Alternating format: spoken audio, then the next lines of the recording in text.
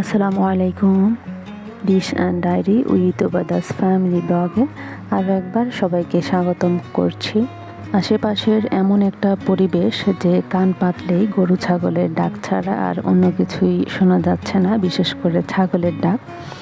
তো আসলে এমন পরিবেশে বোঝাই যায় যে কোরবানি ঈদের আগেই এই পরিবেশটা হয়। সবাইকে ঈদের অগ্রিম শুভেচ্ছা। আর সকালে ঘুম থেকে উঠে কাজ শুরু করে দিয়েছি। ওই দিন ছিল আমাদের রোজা, 2টা রোজা রাখছি ইনশাল্লাহ। আর সকালবেলা আবার আমাদের পাশের বাসার আন্টি খিচুড়ি নিয়ে আসছিল, ভর্তা আর ডিম ভুনা। তো আমরা যেহেতু সবাই রোজা ছিলাম, শুধু আমাদের ছোট্ট সদস্য বাদে, আলহামদুলিল্লাহ। তো আর খিচুড়িটা রেখে দিয়েছিলাম, বাবুকে খাইয়েছিলাম একটু।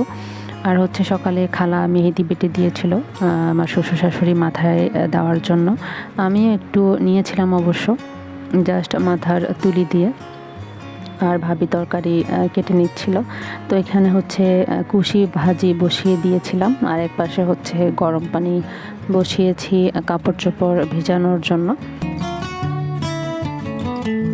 আর ভাটা মাছ আর রুই মাছ ভাবি ধুয়ে ফ্রাই করে নিয়েছিল। আর আমি এদিকে কুশি ভাজি বসিয়ে দিয়েছিলাম।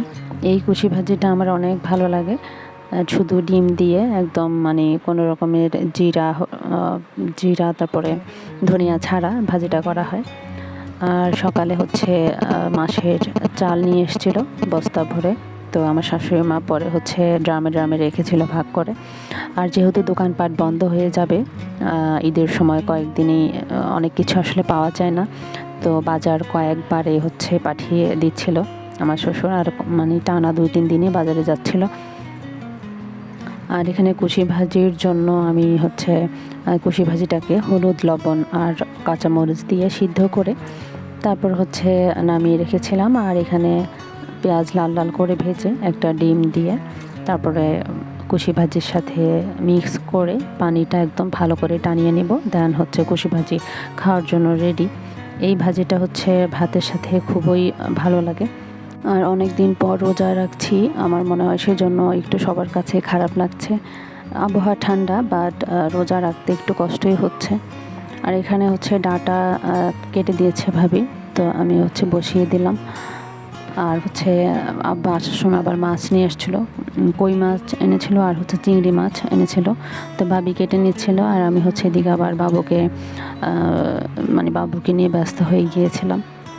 আর বিকেলে ছোলা, পেঁয়াজু আর বেগুনি করা হয়েছিল। বাট কেন জানি আমার প্রথম কড়াইয়ে যেই বেগুনিটা দিয়েছিলাম সেটা সুন্দর হয়নি, নিচ থেকে লেগে লেগে যাচ্ছিলো। তো কিছুক্ষণ ট্রাই করেছিলাম যে আচ্ছা দেখা যাক কী হয়। পরে মনে হলো যে চুলাটা বন্ধ করে একটু তেলটা ঠান্ডা করে নিই। দেন আমি আবার বেসনটা আর একটু ঘন করে নিয়েছিলাম আটা দিয়ে। দেন দেখলাম যে না, পরে ঠিক হয়েছে। আর এক পাশে বুট ভাজি করে রেখেছিল ভাবি আগে, তো সেটা গরম করে নিচ্ছিলাম। আর মরিচ দিয়েও কী বলে এটাকে, মরিচই করা হবে।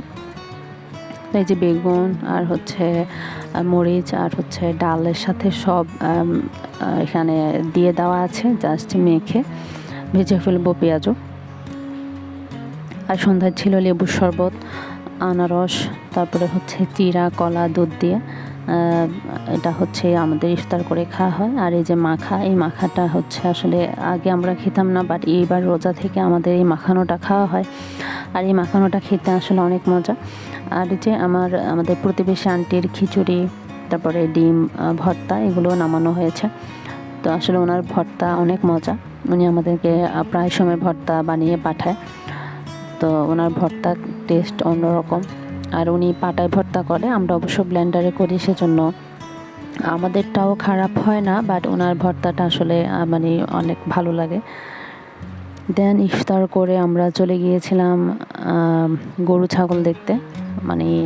একদম বাসা থেকে বের হওয়ার পর থেকে যত গরু ছাগল চোখে পড়েছে ক্যাপচার করার ট্রাই করেছি। আর এখানে রেল রাস্তা ওপারে আমাদের গরু রাখা কোয়ার্টারের ভিতরে, যেহেতু আমরা যাদের সাথে কোরবানি দিব ওদের কোয়ার্টারে রাখাটা নিরাপদ মনে করেছে, তো সেজন্য ওখানে গরু রাখা আছে। তো আমি, আমার ভাসুর, আমার ছেলে, আমার যা আর আমার ফুফু শাশুড়ি আমরা সবাই হচ্ছে হেঁটে হেঁটেই যাচ্ছিলাম। আর এখানে রেল রাস্তার মধ্যে এত বড় একটা জ্যাম মানে লেগেছিল, একটা গাড়ি রেল রাস্তার উপরে গিয়ে নষ্ট হয়ে গিয়েছিল, একটা পিক আপ টাইপের গাড়ি। তো সেটা মানে সামনেও এগোচ্ছিল না, পিছনেও নামছিল না। আর কখন ট্রেন আসে বলাও যায় না। আমরা যখন পার হচ্ছিলাম তখনই কয়েকজন বলে উঠছিল যে ট্রেন আসার সময় হয়ে গিয়েছে।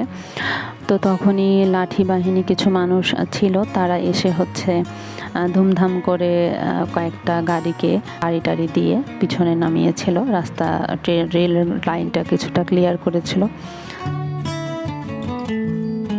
এই জায়গাটাও একটা ছোটোখাটো ছাগলের হাট বলা চলে।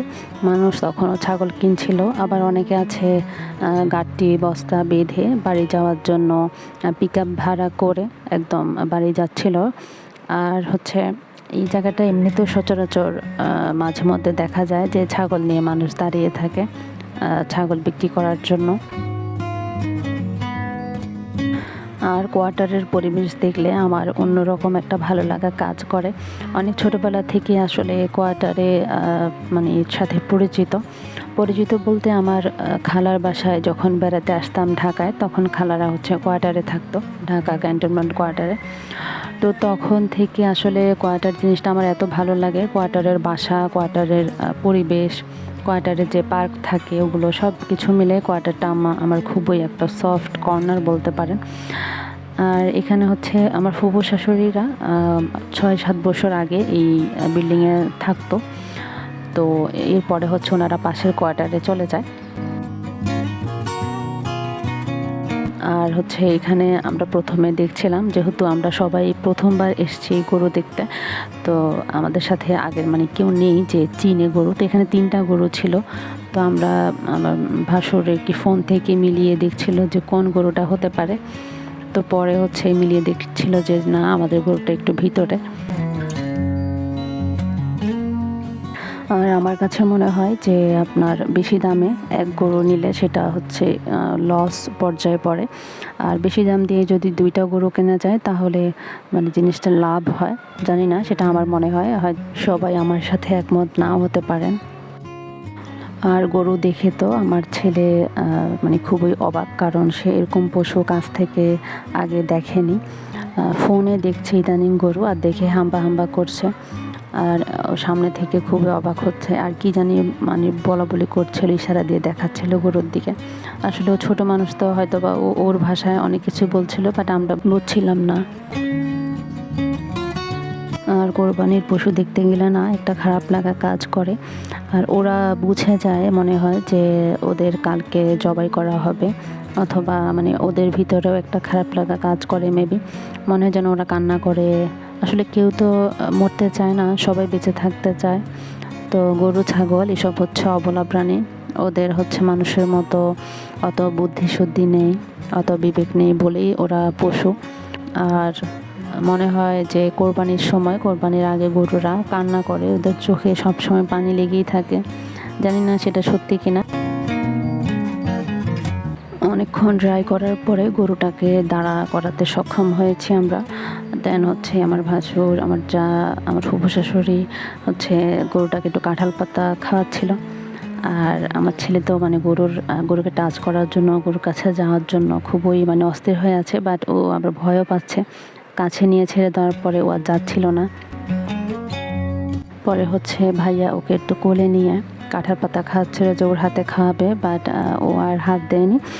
ও এমনি কোলে থেকে কাছ থেকে খুব আগ্রহ নিয়ে দেখছিল গরুটাকে। গরু দেখা শেষ করে আমরা আবারও ওই রাস্তা দিয়েই বাসায় যাচ্ছিলাম হেঁটে হেঁটে। আর দেখছি যে ওই জ্যাম এখনও আছে, তবে মানে যেটুকু রেলপথ ওটুকু থেকে মানে গাড়ি সরাতে সক্ষম হয়েছে লোকেরা। তো তখনই আবার সিগন্যাল পড়েছিল ট্রেন যাওয়ার। আর হচ্ছে আমরা অবশ্যই এখন বাসায় যাব না, আমরা হচ্ছে আমার ননাসের বাসায় যাব, ওনাদের গরু দেখবো ওনাদের বাসায় গিয়ে, দেন হচ্ছে আমরা বাসায় যাব। আর আমার ফুফু শাশুড়ি হচ্ছে যায়নি, উনি হচ্ছে ওনার বাসায় চলে গিয়েছিল। আর আমি, ভাইয়া, ভাবি, বাবু আমরা গিয়েছিলাম। যদিও বাবার ভাইয়াও হচ্ছে আমাদেরকে ওনাদের বাসার নিচ পর্যন্ত দিয়ে ভাইয়া বাসায় চলে এসেছিলো। ভাইয়ার ভালো লাগেনি যেতে, তো আমি ভাবি আর বাবুই গিয়েছিলাম। দেন হচ্ছে রাত্রে আস্তে আস্তে আমাদের প্রায় 11:30-11টার মতো বেজে গিয়েছিল। তো ওনাদের বাসায় গিয়ে নাস্তা খেয়ে তারপরে ভাত খেতে বলছিল কয়েকবারই, বাট আমরা খাইনি, কারণ ইফতারিতে আমাদের অনেক ভারী খাবার হয়ে গিয়েছিল। আর এখানে আবার নাস্তা পানি যা খেয়েছি, বাসায় আর আমরা গিয়ে কেউ মানে ভাতই খাইনি, শুয়ে পড়েছিলাম। এখানে হচ্ছে 3টা গরু রাখা ছিল। এই যে এই লাল গরুটা ছিল ওনাদের। তো আমার ননস হচ্ছে গরু দেখতে আসেনি। তো আমার ননসের মেয়ে আর ওনার ভাসুরের ছেলে আমাদের সাথে এসেছিল। তো গরু দেখে হচ্ছে আমরা আবার আমাদের বাসায় চলে এসেছিলাম, আর ওনারা ওনাদের বাসায় চলে গিয়েছিল। আর ওনাদের বাসার নিচে গরু রাখা হয়নি, তো ওই জন্য হচ্ছে ওনারাও আমাদের সাথে আরেকটা বাসায় এসে তারপরে গরু দেখেছিল। ইনশাল্লাহ ঈদের দিন আবার দেখা হতে পারে, যদি ভিডিও ম্যানেজ করতে পারি, ভিডিও তৈরি করতে পারি, আর তখন দেখা হবে সবার সাথে। সবাইকে আবার ঈদের অগ্রিম শুভেচ্ছা। নতুন আরেকটি ভিডিও নিয়ে হাজির হব। আসসালামু আলাইকুম ওয়া রাহমাতুল্লাহি ওয়া বারাকাতুহু।